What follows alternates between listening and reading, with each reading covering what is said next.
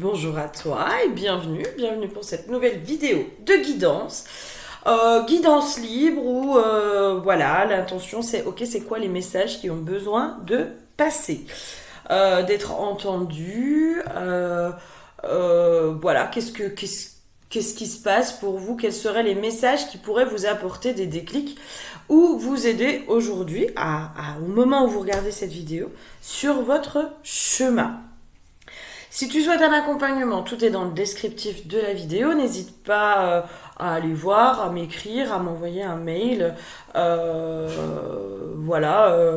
Généralement, moi, je prends le temps qu'on s'appelle pour cibler au mieux ce qui vous irait. Et surtout pour savoir si je corresponds à vos besoins. Dans le descriptif de la vidéo, je t'ai mis aussi le lien. C'est bon, ça y est, normalement tout est réglé, normalement tout est bon. Pour mon livre oracle, du coup, Lumière sur l'ombre, que tu vas pouvoir retrouver sur Amazon, donc en format broché ou en format Kindle. Livre oracle qui va t'aider un peu à marcher ton chemin en conscience, qui est très simple d'utilisation. Tu te poses une question, tu as une problématique ou même sans rien, juste comme ça, tu pioches une page au hasard et tu tombes sur une page avec la carte qui a été dessinée, avec une... comment ça s'appelle ?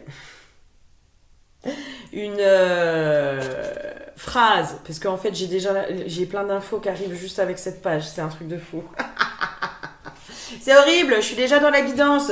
Une citation, voilà, une citation, une phrase miroir, un explicatif, une clé de compréhension et un mantra pour pouvoir t'aider sur ton chemin. Remettre de la clarté surtout à l'intérieur de toi.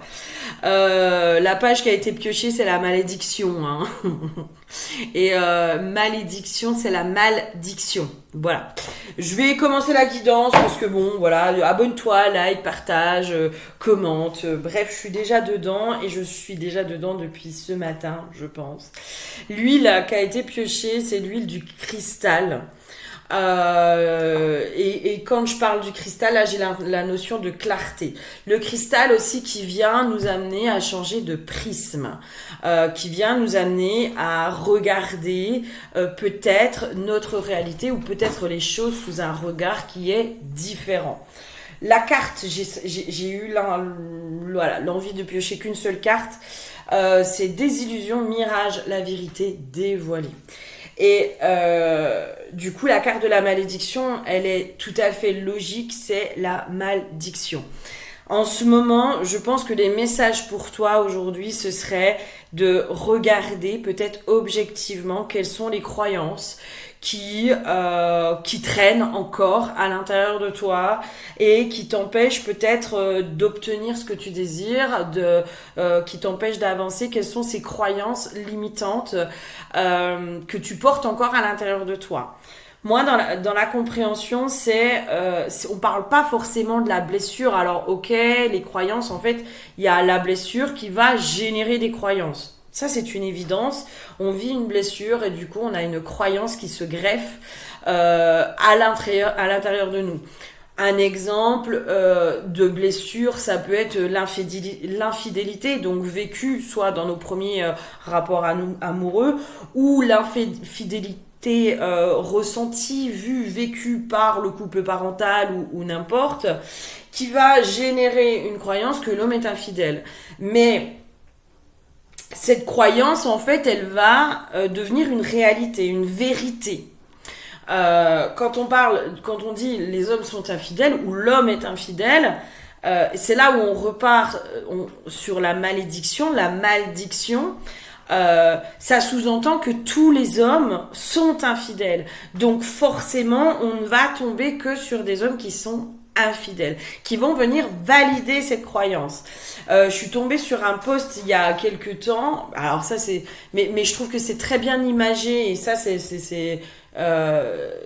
ça permet de comprendre aussi comment notre cerveau, notre fonctionnement aussi humain, normal, nous amène à ne poser le regard que sur une chose en fait, sur une vérité. l'exemple d'achat de voiture, moi c'est vrai que à chaque fois que j'ai voulu changer de voiture, évidemment je voyais la voiture que je voulais partout. Voilà. Quand on est dans un parcours de flammes jumelles, on voit des 11 et des FJ partout, alors qu'avant on le voyait pas. Quand on est amoureux de quelqu'un, on voit son prénom partout, alors qu'avant ça nous sautait pas aux yeux. Mais ça veut pas dire qu'il y a plus, ça veut juste dire que notre regard se tourne vers ça. Et donc, ça veut bien dire qu'il y a notre croyance, en tout cas ce qui se passe à l'intérieur de nous, qui vient générer une réalité, quelque chose qui vient valider les choses, qu'on peut prendre aussi des fois pour des synchronicités. Attention justement du coup aux synchronicités qui peuvent des fois justement être générées par ce biais-là. Et ça ne veut pas dire que c'est réellement une synchronicité. Et là, je pense qu'on est justement en train de nous dire peut-être d'aller regarder réellement ce que l'on croit. Il y a des prises de conscience, je pense, qui sont en cours autour de nos croyances. On est en train de nous demander de changer de prisme pour pouvoir aller là où on veut aller. J'entends avec objectivité et avec neutralité. C'est-à-dire, il n'y a pas à juger la croyance. Et peut-être que au départ, il n'y a pas à vouloir la changer. Il y a juste à la ressentir. Dire, ok, là, en fait, je prends conscience de ma peur ou de ma croyance qui m'habite. Elle est là, je la ressens déjà à l'intérieur de moi. Juste, je la ressens. J'arrête de la renier. J'arrête de la renier et j'accepte en fait que cette croyance, elle fasse partie de moi. Simple fait d'accepter les choses, déjà, ça commence déjà à les transmuter. Tant qu'on est dans le déni, ça reste, c'est dans l'inconscient. Et c'est parce qu'on commence à accepter les choses qu'on ouvre la porte au changement. Ok, qu'est-ce qu'on aurait d'autre ?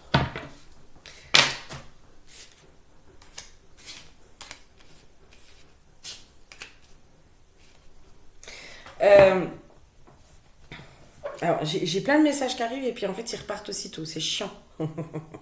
Petit manque d'ancrage, Flavie, en ce moment, peut-être. C'est possible. Oui, en ce moment, je pense que je suis pas la seule. En ce moment, l'ancrage est un peu compliqué. Peut-être que les résonances Schumann en ce moment sont... Voilà. Il y a aussi l'approche, au moment où je fais la vidéo, l'approche de Samhain. Donc, le voile est de plus en plus fin. Validé. Ça peut du coup un peu jouer sur notre ancrage, sur notre réalité, sur nos perceptions, sur tout ça. Il y a, je pense, alors moi dans ce qui me remonte là, dans ce qui me vient, j'ai la carte de l'homme qui apparaît de nouveau. Peut-être qu'il y a beaucoup de prise de conscience sur le masculin, le rapport que l'on entretient avec le masculin et la vision qu'on a du masculin. J'entends le mot permission. Alors pourquoi la permission peut-être que l'on donne au masculin j'entends d'être différent aussi. Quelle permission on donne à ce masculin d'être différent? Est-ce que vraiment il y a de ça? Je sais pas. J'aimerais bien avoir un peu plus d'infos parce que bon. Ok. On me ramène. En ce moment, je vous dis, moi, les vidéos, elles ont toujours une continuité. C'est un peu les énergies du moment qui se font en plusieurs étapes. Parce que là, par exemple, en ce moment, je trouve qu'on est beaucoup sur la notion d'abondance. L'abondance à l'intérieur de soi, l'abondance à l'extérieur de soi. C'est ce qui fait que peut-être on est vraiment en pleine crise d'abondance. De toute façon, on le voit dans notre société. On est en pleine crise au niveau de l'abondance. Et moi, ma réflexion, c'était aussi vu que nos croyances sont créatrices, si on croit qu'il n'y a pas d'argent, forcément, il n'y a pas d'argent. Voilà, ça paraît logique. Alors que en fait, j'entends il n'est pas là le problème et c'est peut-être pas forcément ça le problème. Alors il y a une réalité économique, de crise, de tout ce que vous voulez, mais c'est peut-être parce que on y croit, qu'on donne tout ce pouvoir à ça, qu'on se coupe aussi naturellement de l'abondance. En ce moment, voilà, on travaille beaucoup sur l'abondance. Et l'abondance, dans notre polarité masculine, en fait, notre polarité masculine, c'est celui qui va matérialiser en fait l'abondance, qui va permettre à l'abondance de rentrer dans la matière. Quelles permissions, quelles autorisations on donne à cette part masculine, à cette polarité masculine pour nous soutenir dans la matière. Là, je parle que d'énergétique, mais ça peut être aussi dans le physique. Est-ce que j'autorise le masculin à être un soutien dans ma vie réelle, concret ou pas? Ou est-ce que j'ai tellement appris à être forte, tellement appris à me débrouiller par moi-même que du coup, je n'autorise plus le masculin à rentrer en tant que soutien. Si le masculin rentre en tant que soutien, il vient peut-être aussi toucher une part de moi qui pourrait se relâcher, se montrer beaucoup plus vulnérable, qui pourrait me faire ressentir, me sentir vulnérable ou en tout cas m'autoriser à être vulnérable face à quelqu'un. Et là, c'est comme s'il y avait quelque chose en trame de fond qui était quand même en train aussi de se travailler. Toujours en lien avec nos croyances et nos perceptions. Je pense qu'en ce moment, on nous amène fortement à porter un regard qui soit différent sur le masculin extérieur, mais aussi intérieur, sur notre propre polarité masculine intérieure. Est-ce que cette polarité, on l'accueille sans peur, ou est-ce qu'on y met de la vigilance, de la méfiance et donc de la résistance? Ok. Ouais. Le soutien, la carte du soutien. Je vous parle du coup du masculin qui soutient. Mais accepter le soutien, c'est accepter aussi d'être vulnérable. Parce que quand on est invulnérable, on n'a pas besoin de soutien. Mais ça, j'ai envie de dire, c'est dans toutes les sphères. C'est-à-dire, c'est pas que dans le rapport amoureux, c'est pas que...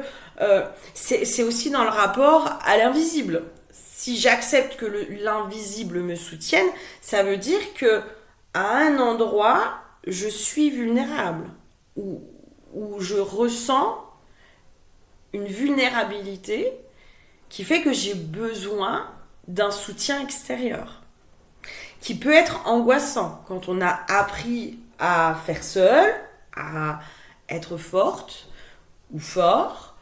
On peut avoir quand même quelques difficultés à se reconnecter à notre propre vulnérabilité. C'est quelque chose qui peut terriblement nous faire peur. Parce que se connecter à cette vulnérabilité, ça peut faire ressentir la perte de contrôle. Si j'accepte de me montrer vulnérable, j'ai l'impression de perdre le contrôle. Donc, je ne peux pas maîtriser, je ne peux pas contrôler ce qui se passe autour de moi. Mais parce que je n'accepte pas aussi de contrôler, je me coupe de l'abondance. Je me coupe de ce que la vie pourrait m'apporter. Et que, peut-être encore une fois, c'est le prisme qu'il faut que l'on change entre vulnérabilité, dans cette notion de vulnérabilité. Moi, je sais que je commence un peu. Donc, je pense qu'aujourd'hui, je ne pourrai peut-être pas encore vous apporter toutes les clés de compréhension parce que c'est en cours. C'est en cours de reconnexion. Mais ça se fait étape par étape. Donc, je vous donne déjà un peu là, moi, où j'en suis. Peut-être qu'il y en a qui sont beaucoup plus loin, et tant mieux pour eux. Moi, c'est là où j'en suis. Et ceux qui tombent sur mes vidéos, généralement, moi, je suis en avance, entre guillemets. Il n'y a pas de... Il y a pas de voilà.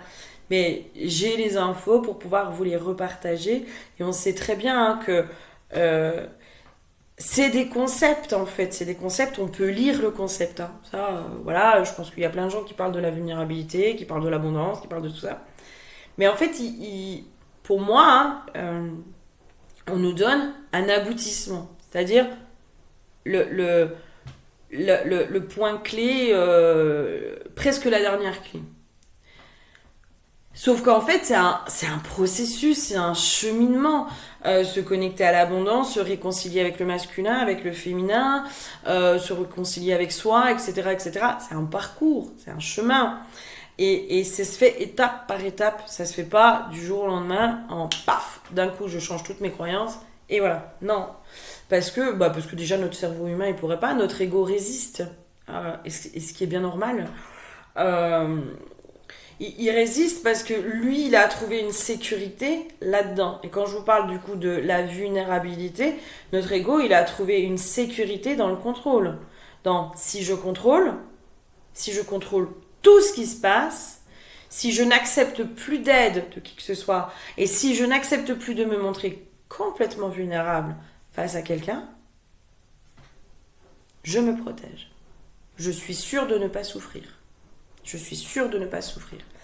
Parce que cette vulnérabilité, d'avoir aussi peut-être parfois accepté le soutien, d'avoir ouvert la porte, avec parfois naïveté, nous a enseigné le discernement. Et c'est là où je vous dis, ça peut être le soutien, ça peut être du masculin, de l'homme, mais aussi de l'univers. Dans un éveil spirituel, on ouvre la porte complètement. On est un peu dans un monde de bisounours, dans une naïveté. Et puis, on peut se rendre compte que finalement, le soutien, il est là, mais sans être là. Que la lumière n'est pas si lumineuse, etc., etc., etc. On peut avoir justement cette perte de foi, de plus croire qu'on est soutenu par l'univers. Mais si en fait l'univers nous soutient en permanence, sauf qu'il nous demande, il nous enseigne le discernement. C'est-à-dire que on a été dans cette vulnérabilité, dans cette ouverture pleine et entière, sans discernement. Il fallait qu'on apprenne. Il fallait qu'on apprenne aussi ça. Et du coup, peut-être qu'à certains endroits, on s'est complètement fermé. Et c'est là où certaines croyances se sont mises. Des croyances qui nous protègent, qui nous limitent, certes, mais qui nous protègent, qui nous empêchent de souffrir à nouveau, de revivre les mêmes expériences. Et donc, du coup, la croyance, c'est si je vis ça, si je revis ça, l'échéance, en tout cas le résultat sera le même. Si je m'ouvre à l'amour, je vais souffrir. Peut-être que c'est une croyance qui s'est intégrée très, très profondément à l'intérieur de nous. Si je me reconnecte à ma pureté ou à ma naïveté, entre guillemets, je vais être trahi ou je vais souffrir. Donc, du coup, je contrôle.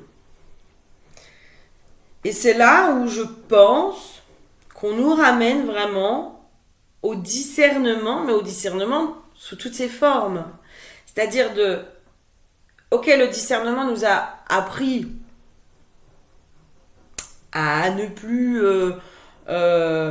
avoir confiance naïvement, à peut-être observer, à peut-être prendre du recul, à être plus objectif. Et là, c'est comme si on refaisait une bascule sur, ok, maintenant, il faut que je fasse du discernement dans mes propres peurs, dans mes propres limitations, qui m'empêchent de m'ouvrir pleinement, avec confiance aussi, avec confiance en la vie. Voilà. C'est en cours. C'est en cours. Ok. Qu'est-ce qu'on qu'on aurait d'autres qui pourraient aider dans les messages du jour? La danse, la terre sacrée et la joie. Le mouvement est la clé. Vous êtes la danse du cosmos. Mais carrément. Carrément.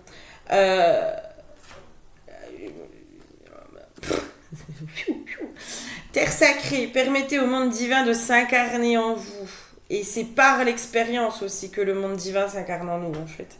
C'est pas en se coupant de l'expérience, hein, c'est parce que l'on vit des expériences. Alors, peut-être que justement, il y a à prendre conscience que il y a des expériences qui nous ont fait plus mal qu'on le pense.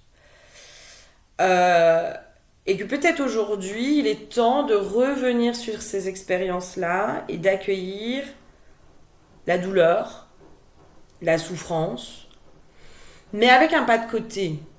C'est-à-dire avec tout le cheminement qu'on a fait aujourd'hui, toutes les compréhensions qu'on a fait aujourd'hui, et d'aller peut-être accueillir cette part blessée à l'intérieur de nous, de lui apporter du réconfort, de l'amour, de lui dire aussi je vois ta souffrance et je la comprends. Mais de comprendre aussi que des fois c'est des étapes nécessaires pour grandir, pour faire preuve justement de discernement, pour être un peu plus objectif et un peu moins naïf. Parce que la naïveté peut nous amener à croire, à faire des choses, voilà, peut-être qu'on n'a pas envie de croire ou de faire, peut nous amener, je suis désolée, je répète, mais à un manque de discernement, en fait, à un manque de clarté intérieure de est-ce que c'est juste pour moi ou est-ce que c'est ok ou est-ce que c'est pas ok. Est-ce que vraiment je fais complètement confiance? Parce que des fois, vous savez, quand on est dans cet éveil spirituel, on remet aussi presque toute notre vie entre les mains des guides. Non. Non. Non. Et c'est pas ce qui est demandé, en fait. C'est pas ce qui est demandé. Les guides ne sont pas là pour... Ils sont là pour vous guider, vous aider, vous soutenir, mais ils sont pas là pour vous imposer des choix. Ils sont pas là pour vous dire tu dois faire ça. Non. Ils sont là pour vous orienter, en fait, par des prises de conscience. Et c'est là aussi où on passe à une autre spiritualité. Je suis désolée, ça part dans tous les sens, mais en fait, il y a tellement d'infos. Voilà, il y a tellement d'infos. C'est qu'au début, on est dans une spiritualité entre guillemets naïve et où on remet tout, une vie amoureuse naïve, peu importe, vous transposez sur ce que vous voulez, sur la sphère de votre vie qui est impactée aujourd'hui ou qui vous monte à l'esprit. Au début, on est dans une spiritualité naïve où on ouvre complètement et du coup, on fait totale confiance aux guides, à l'invisible.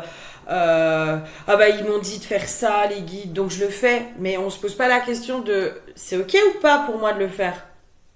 Non, non, c'est les guides qui m'ont dit de le faire, donc je le fais. Je suis à leur service. Et où du coup, quand on commence à faire un peu preuve de discernement, on se rend compte que les guides... ouais, il n'y a pas que du bon dans les guides, il n'y a pas que du positif, hein. Et que c'est cet enseignement aussi du discernement, c'est cette notion de tout ce qui est en haut est en bas, hein, et tout ce qui est en bas est en haut. Quand on regarde bien objectivement, il y a des gens des fois qui sont bienveillants, sympas, adorables, vous flattent, vous disent que vous êtes belle, puissante, intéressante, magique, tout ce que vous voulez, Et avec le temps, vous vous rendez compte que il y avait un petit truc louche quand même. Mais vous avez fait pleinement confiance et du coup, vous n'avez pas écouté les alertes à l'intérieur de vous. Vous n'avez pas écouté peut-être votre voix intérieure qui disait « Oh, méfiance ma chérie, il y a un truc qui pue là, il y a un truc qui va pas. Il y a un truc qui est pas clair. » la manipulation, les choses comme ça, voilà.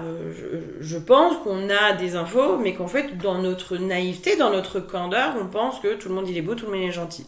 Et c'est parce qu'on vit certaines expériences qu'on a le discernement. Et que ce qui au début, par exemple dans la spiritualité, on remettait beaucoup le pouvoir au niveau des guides, donc on avait plein de signes extérieurs, on avait plein de trucs à l'extérieur, etc., etc., le guide change, le guide évolue, c'est-à-dire que on n'est plus dans des nouveaux guides, notre guide devient notre guidance, notre âme, nos compréhensions, nos prises de conscience. C'est ça aussi qui nous guide, c'est d'arrêter de chercher à l'extérieur ou de donner à l'extérieur ou de remettre tout son pouvoir à l'extérieur pour revenir à l'intérieur et de comprendre que le soutien, il est à l'intérieur aussi. Les clés, elles sont à l'intérieur.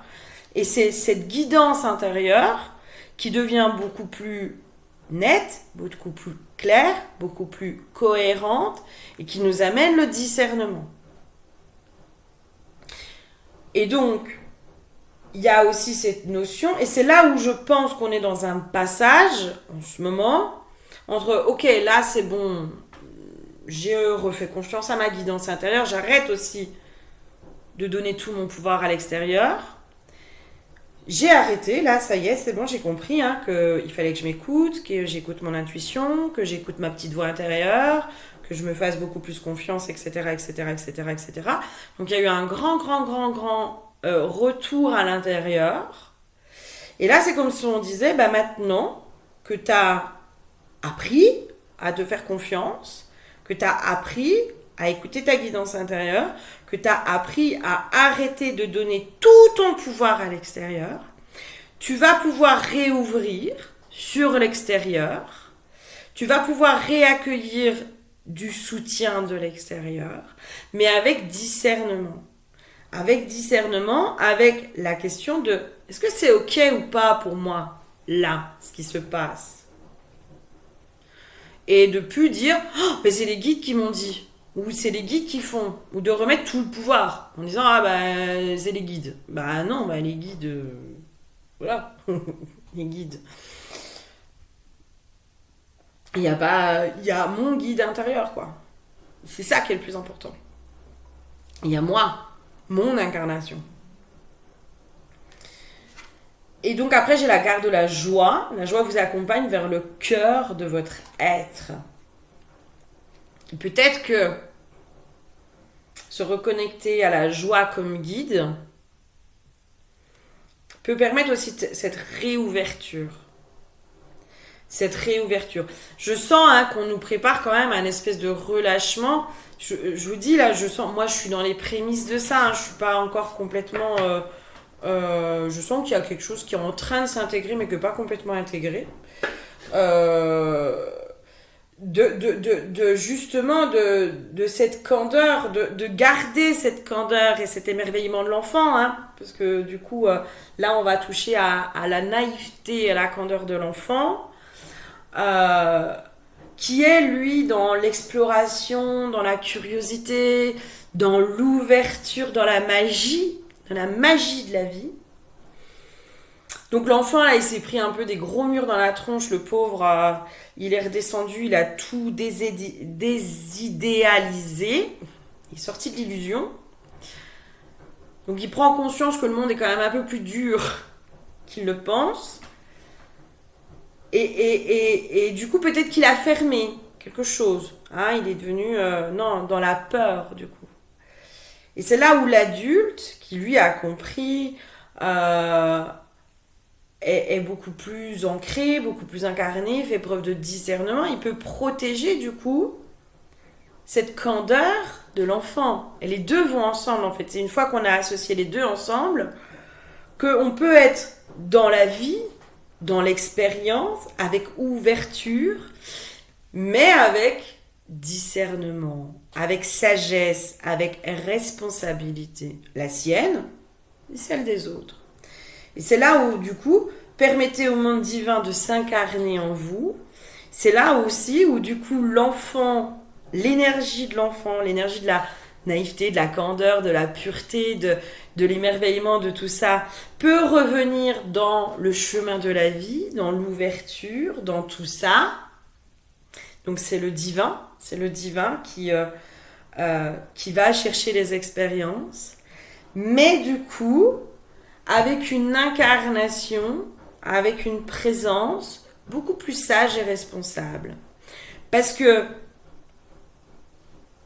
je reprends mon exemple de la spiritualité, où on est dans les guides, ils me disent de faire ci, ils me disent de faire ça, nanana, nanana. Et ben là, on est coupé un peu de notre souveraineté, hein, parce que du coup, c'est tous les guides. C'est les guides qui disent. Donc, je fais. Mais comme un parent dirait à son enfant, hein, tu fais ça, tu fais ça, tu fais ça. Ok. Mais l'enfant, au bout d'un moment, il se rend bien compte que ses parents, ils n'ont pas toujours raison. C'est le rôle de l'enfant, hein, d'aller questionner hein, le parent hein, dans ses croyances, justement. De dire à ses parents, mais pourquoi tu me dis ça? Pourquoi tu fais ça? Pourquoi ci? Pourquoi ça? Nanana. Puis quand on grandit, on se rend bien compte que nos parents, ils n'ont pas toujours raison. Hein. Il y a des fois, ils se plantent complètement. C'est notre rôle aussi. Des fois, d'amener justement cette ouverture. Donc, il y a cette désidéalisation et on questionne un peu aussi le monde de l'invisible et du coup on est allé chercher notre vérité. Donc on arrête de remettre le pouvoir complet dans les guides parce que les guides des fois ils ont pas complètement raison, peut-être ils ont raison, mais c'est nous qui avons mal interprété aussi parce que les messages des guides, qu'on soit dans n'importe quelle pratique, même en hypnose, même dans n'importe quoi, je suis désolée, nous captons les informations avec nos propres filtres. Avec là où on en est, au moment où nous captons l'information. Moi, il y a plein d'infos que j'ai captées et que j'ai parfois mal interprétées. Parce que l'ego, des fois, hein, il nous dit non, c'est pas ça, oh là là, je veux pas entendre ça. Donc on va modifier un peu l'information. Parce que nos croyances, parce que notre vécu, parce que nos filtres, notre prisme. Et c'est pour ça que je vous dis là, l'huile du cristal, elle nous amène à changer notre prisme, à regarder les choses différemment, avec parfois plus d'ouverture et parfois plus de fermeture aussi, en disant ça c'est pas ok. Moi je sais qu'aujourd'hui, les guides, quand on me dit oh ton guide t'a dit de faire ça, nanana, nanana, quand c'est des gens qui viennent en plus me balancer des infos comme ça, je peux vous assurer que c'est coupé, j'en veux pas. Ma guidance. C'est celle-là qui est importante. C'est bien que tu me donnes plein d'infos, de machin, de trucs. Déjà, je t'ai rien demandé. Et je veux bien avoir des infos si je les demande. Et éventuellement, ça passe par quelqu'un. Mais si j'ai rien demandé, j'en veux pas de tes informations. Parce que pour moi, elles sont pas demandées déjà, premièrement. Et du coup, je préfère quand ça passe par ma guidance à moi. Parce que au moins elle est vécue en fait. L'information, je la vis de l'intérieur. Et je suis convaincue que vivre les informations de l'intérieur, c'est là où il y a un mouvement intérieur qui se fait. Et que les guides, bien sûr qu'il y a des guides, ça j'en suis convaincue qu'il y a, dans l'énergétique, il y a quelque chose. Mais que, encore une fois, ça passe par un prisme, ça passe par un filtre ou des filtres. Et que je crois aujourd'hui que ce que l'on voit chez l'autre, ben, c'est peut-être des choses qui sont chez nous, puis qu'on n'a pas encore voulu regarder. Donc voilà. Donc oui, vous pouvez avoir des informations par quelqu'un d'autre, etc., mais quand vous allez les chercher, pas quand elles vous sont imposées. Bref. Je m'égare, je vous demande pardon de mon égarement. J'ai l'impression que j'ai pas été claire, mais ça fait partie de moi, ma problématique, où j'ai jamais l'impression d'être claire dans ce que je dis, et j'ai l'impression de partir dans tous les sens. Ce qui n'est pas complètement faux, je pense. Ok, qu'est-ce qu'il y aurait d'autre ?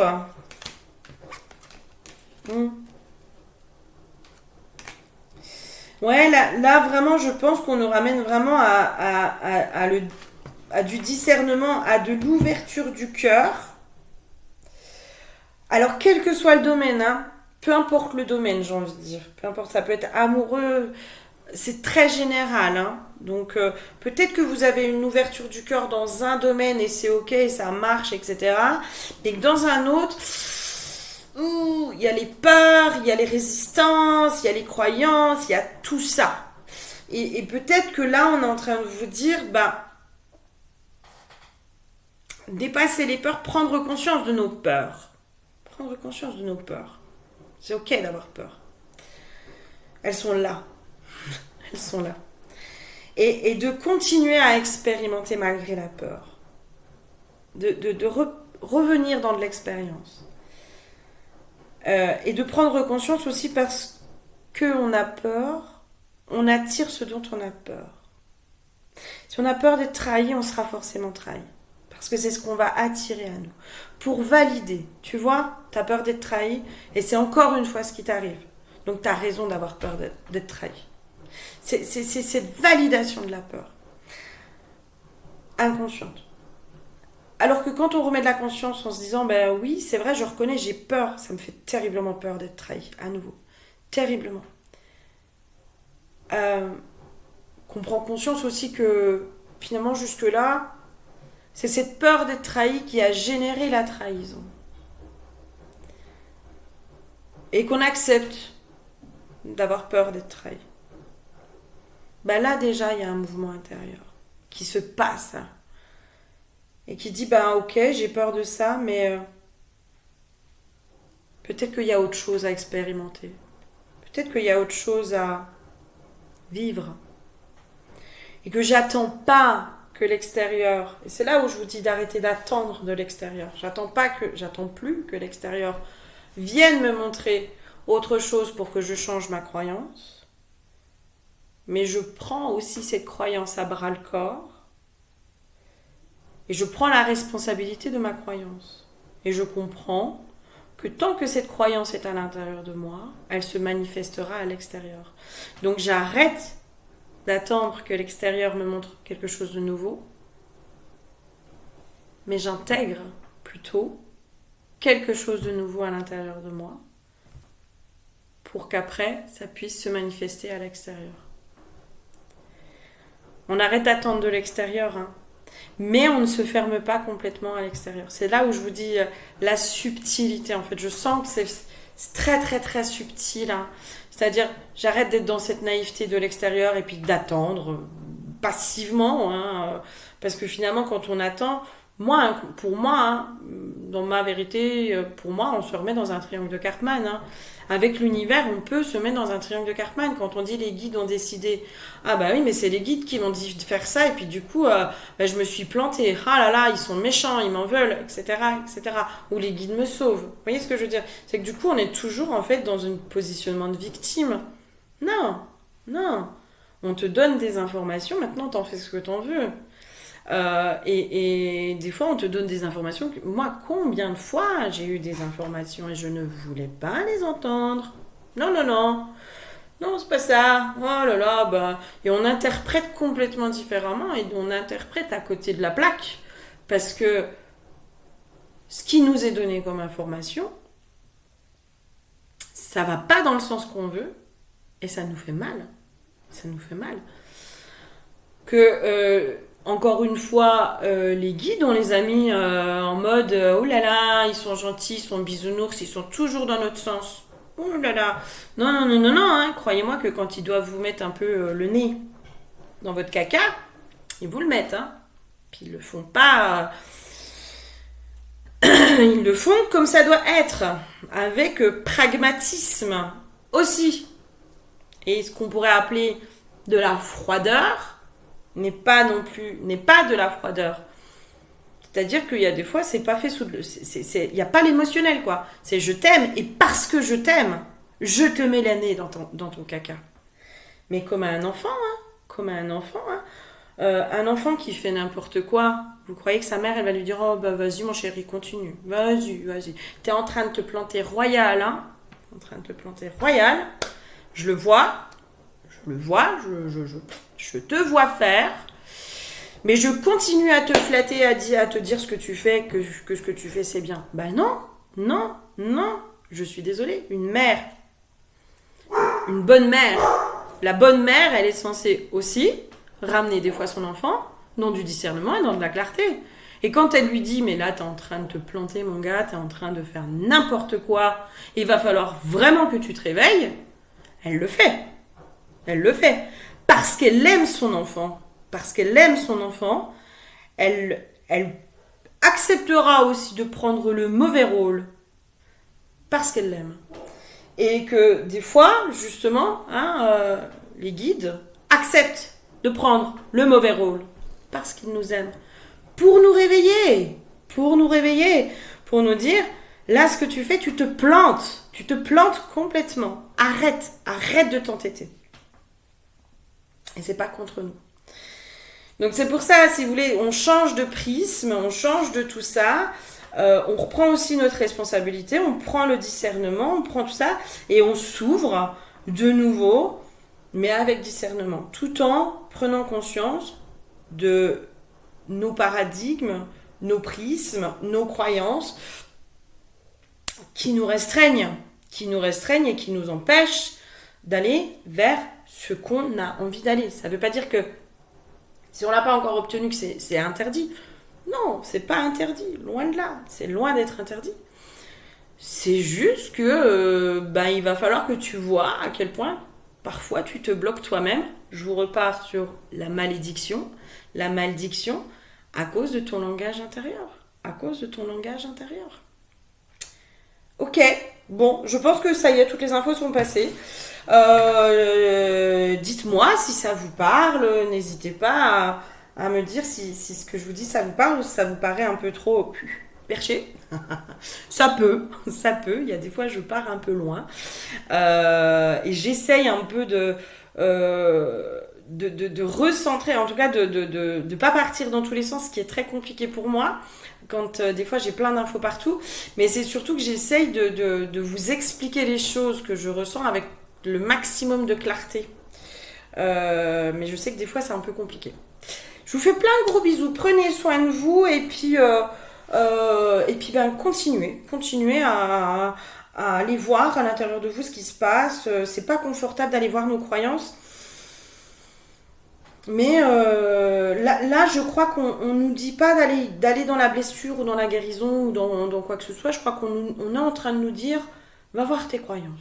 Va voir tes croyances avec objectivité. Avec objectivité et sans aller chercher l'accusation de la blessure de j'ai vécu ça, donc nanana, nanana. Non, stop, on s'en fout de tout ça. Vraiment, on s'en fout. C'est juste prends conscience de tes croyances. Ok ? Je vous fais plein de gros bisous et je vous dis à très bientôt. Bisous, bisous.